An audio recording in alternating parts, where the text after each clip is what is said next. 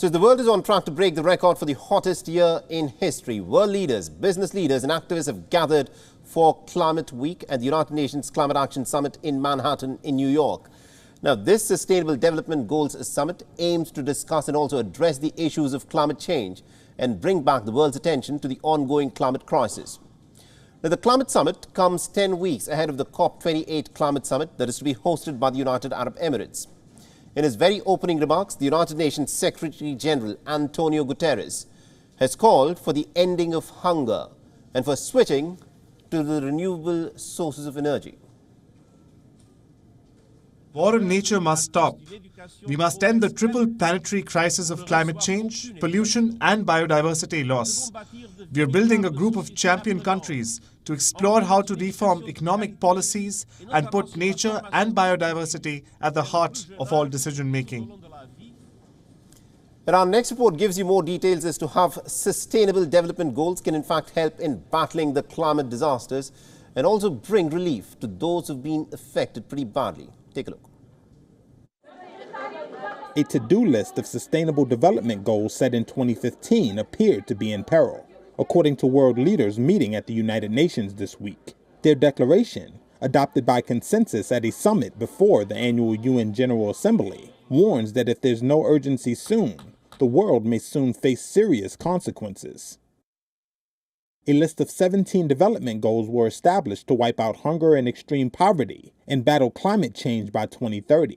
This was not a promise made to one another as diplomats from the comfort of this chamber. It was always a promise to people. UN Secretary General Antonio Guterres told the summit of leaders that only 15% of the targets are on track and that many are going in reverse. People crushed under the grinding wheels of poverty. People starving in a world of plenty. People losing hope because they can't find a job or a safety net when they need it.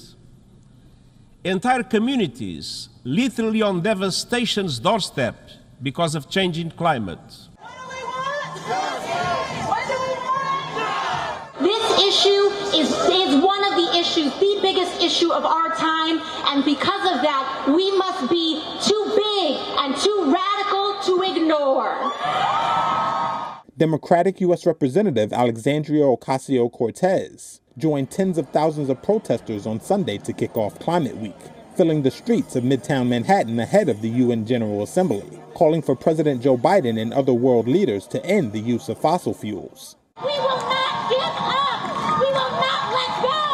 We will not allow cynicism to prevail.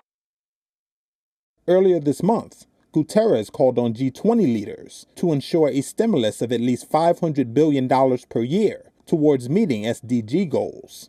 According to a report last year, the cost of meeting global targets rose 25% to $176 trillion during the year that ended in September 2022, with performance on several measures reversing. And also our correspondent Susan Tehrani is presently in New York and is tracking all the developments for us, has sent us this report. Listen. This has been hailed as a landmark political declaration to fast-track the implementation of the 17 lofty goals of the SDG. However, member states expressed concern of how slow progress has been since 2015 when SDG was first announced. Some even saying that in many areas it has regressed.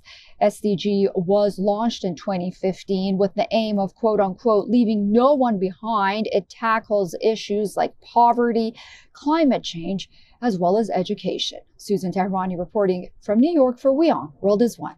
WION is now available in your country. Download the app now and get all the news on the move.